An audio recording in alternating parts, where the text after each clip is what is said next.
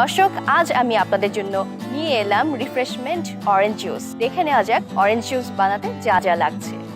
মধু, bit লবণ, orange, ice cube.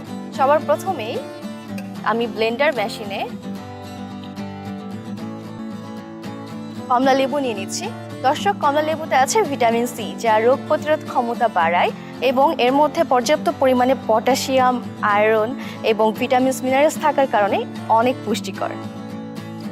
যারা orange খেতে পছন্দ করেন না তারা এভাবে খেতে পারেন। এখন আমি নিয়ে নিচ্ছি আইস কিউব। কয়েকটি আইস কিউব দিয়ে দিচ্ছি একটু মধু। দর্শক, মধুতে আছে অ্যান্টিঅক্সিডেন্ট, যা রোগ প্রতিরোধ ক্ষমতা বাড়ায়। এটি দিবেন পরিমাণ মতো, যে যতটুকু খেতে পছন্দ করেন। এখন আমি দিয়ে দিচ্ছি সামান্য পরিমাণে বিট লবণ, 1 চিমটি।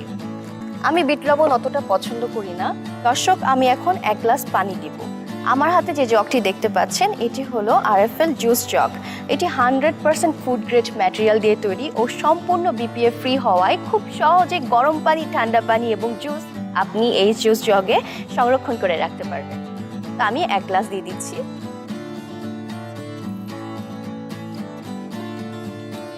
এখন আমি ব্লেন্ডার মেশিনে ব্লেন্ড করব।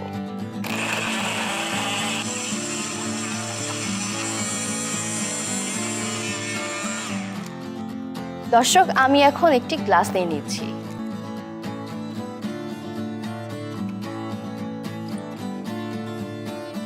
গ্লাস পরিবেশন করব।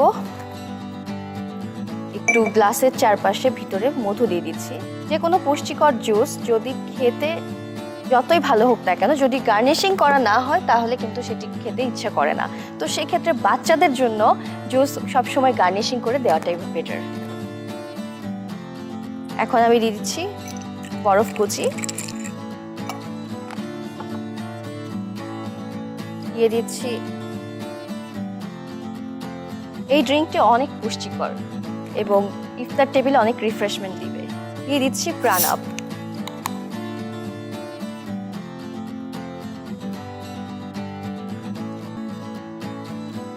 এখন গ্লাসে ঢেলে দিচ্ছি অরেঞ্জ জুস।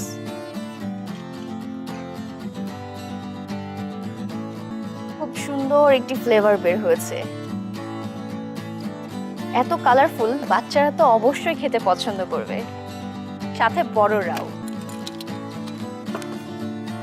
আমি একটু কমলা লেবু দিয়ে ডেকোরেশন করছি।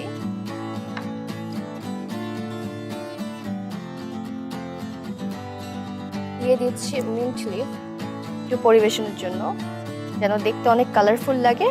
ফিনিশিং এর জন্য নিয়ে নিচ্ছি ছোট্ট একটি ছাতা। এখন এখানে সেট করে দিচ্ছি। দর্শক, দেখে নিলেন খুব সহজেই তৈরি হয়ে গেল মজাদার, পুষ্টিকর, ঝটপট এই recipe refreshment orange juice. So আর দেরি না করে বানিয়ে ফেলুন এবং পরিবেশন করুন আপনার ইফতার টেবিলে। দর্শক, এতক্ষণ আপনারা দেখছিলেন আরএফএল জুস জগ নিবেদিত শরবত সমাহার অনুষ্ঠান। আগামীকাল নতুন কোনো রেসিপি নিয়ে একই সময়ে আপনাদের সামনে আবারও হাজির হব। ততক্ষণ পর্যন্ত সবাই ভালো থাকুন, সুস্থ থাকুন এবং দীপ্ত টিভির সাথে থাকুন। আল্লাহ হাফেজ।